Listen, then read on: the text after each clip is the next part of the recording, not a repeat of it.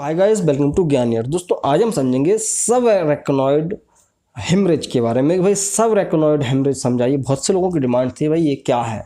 तो इसको हम बहुत ही आसान भाषा में बताएंगे, आपको बहुत कुछ सीखने को मिलेगा, समझ में आ जाएगा। सो देखते रहिए दोस्तों। यहाँ पे सब रेक्नोइड हेमरेज समझने से पहले आप समझो हेमरेज क्या होता है। भाई किसी भी अंदरूनी अंग के अंदर कोई ब्लीडिंग हो जाए तो उसे बोलते हैं हेमरेज। तो एक चीज़ क्लियर। दूसरा, सब रेक्नोइड क्या होता है। जब भी हम सिर की बात करें, खोपड़ी की, ब्रेन की, तो देखो भाई खोपड़ी के अंदर ब्रेन है तो ब्रेन डायरेक्ट हड्डी से कनेक्ट नहीं है। ये क्या है, इसके ऊपर 3 लेयर्स हैं, जैसे मेनिंजेस बोलते हैं, हमने मेनिंजाइटिस में समझा था। तो बेसिकली अभी हम फिर से रिवाइज करते हैं कि जो ब्रेन है उसके ऊपर एक लेयर कौन सी, पायामेटर, ड्यूरामेटर, सबरेक्नोइड्स, और फिर हमारी हड्डी आ जाती है, मतलब खोपड़ी हड्डी आ जाती है। तो बेसिकली क्या है, ये तीनों लेयर्स जो हैं ब्रेन को प्रोटेक्ट रखती हैं। कई बार हमारा सिर इधर उधर टकरा जाता है तो डायरेक्ट ब्रेन हमारी खोपड़ी से नहीं टकराता, उससे पहले उसको जो है उन लेयर्स से टकराना पड़ता है ताकि ब्रेन सुरक्षित रहे। तो वहीं पे ड्यूरामेटर, पायामेटर और क्या होता है, सब रेक्नोइड स्पेस होता है। ठीक है, तो ये जो सब रेक्नोइड स्पेस होता है वहीं पे क्या भरा होता है, सीएसएफ भरा होता है।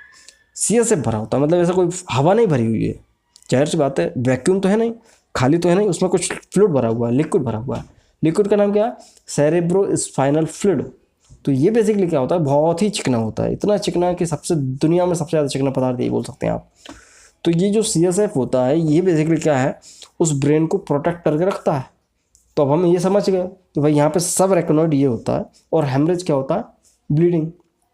तो इसी एरिया में जहाँ पे जो सब रेक्नोइड स्पेस है वहाँ पे जो सेरेब्रोस्पाइनल फ्लूइड है और ब्रेन जो कनेक्ट है, ब्रेन कि ऊपर कुछ ब्लड वेसल्स होती हैं, ये आप समझो। देखो भाई ब्रेन तो कनेक्ट है, जाहिर सी बात है, तो ब्रेन के ऊपर कुछ ब्लड वेसल्स होती हैं बहुत बारीक बारीक।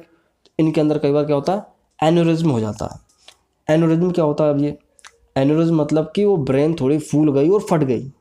ठीक है, तो एन्यूरिज्म ये होता है। एन्यूरिज्म बोलते हैं कई लोग इसको, एन्यूरिज्म बोलते हैं, कुछ भी प्रोनाउंसिएशन हो सकता है।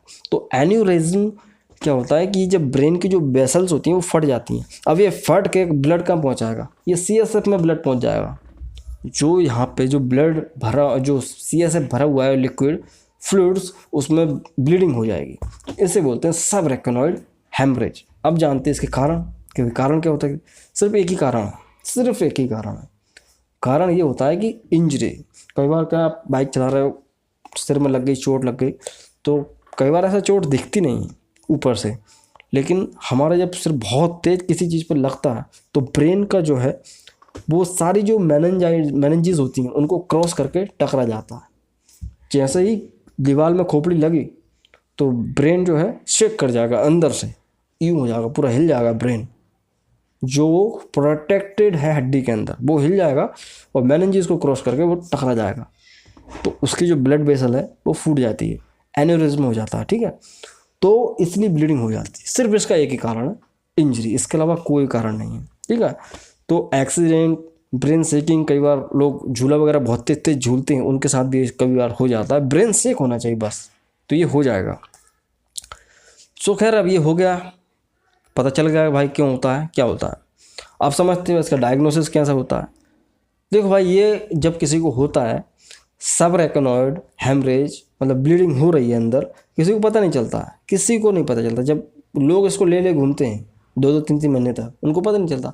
अभी एकदम से क्या होता है कि कई बार लोगों को इतना ज़्यादा बढ़ जाता है कि अचानक से कभी भी सडनली बाइक चलाते हुए या कहीं जाते हुए, खाना खाते हुए, कभी भी ये ब्लीडिंग एकदम से बहुत तेज़ बढ़ जाती है। तो आदमी का सिर दर्द इतना तेज़ फटता है वो काम नहीं कर पाता। माइग्रेन से भी आप बोल सकते हैं कि बहुत डबल दर्द होता है, तो बहुत तेज़ पेन होता है, आदमी की जान भी जा सकती है, लाइफ थ्रेटनिंग पेन होता है इसमें। तो ये चीज़ याद रखो।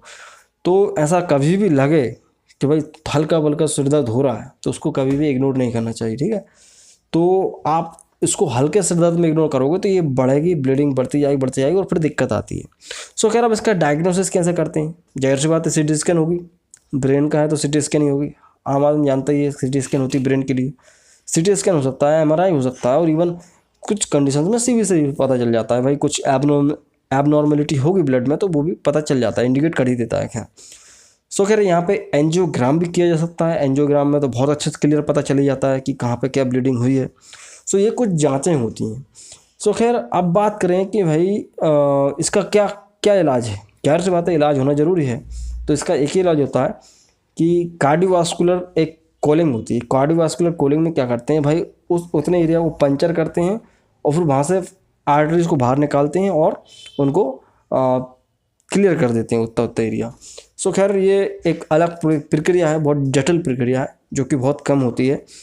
उसके अलावा सर्जरी कर सकते हैं। नॉर्मली जो सर्जरी होती है उससे उतने उतने हेमरेज को अलग कर देते हैं।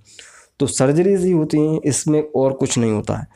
तो यहाँ पे एक और चीज़ बताना चाहूँगा कि कई बार क्या होता है कि सर्जरी के बाद, बहुत कम चांस होते हैं लेकिन होता है, सर्जरी के बाद आदमी कोमा में चला जाता है या अनकॉन्शियस हो जाता है या कंफ्यूज हो जाता है।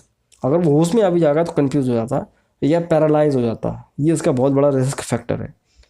कुछ कंडीशंस देखी गई हैं, ऐसा हर जगह पे नहीं होता है कि आपको अगर ऑपरेशन का बोल दिया डॉक्टर ने तो आप घबराने लगो, लेकिन कंडीशन रहती है। ये ऑनेस्टली वाली बात है। बंदा कोमा में जा सकता है, पैरालाइज हो सकता है या अनकॉन्शियस पड़ा रह सकता है या कंफ्यूज हो सकता है, क्योंकि ब्रेन के साथ उसमें आप उंगली करोगे तो ये होगा। सो खैर ये होता है दोस्तों सबरेक्टिनॉइड हेमरेज। सो आज के लिए सिर्फ इतना ही दोस्तों। आई होप कि आपको वीडियो पसंद आया होगा। पसंद आया तो लाइक करो, नए चैनल को सब्सक्राइब कर सकते हो। सो मैं मिलता हूँ अगली वीडियो दोस्तों। जय हिंद, वंदे।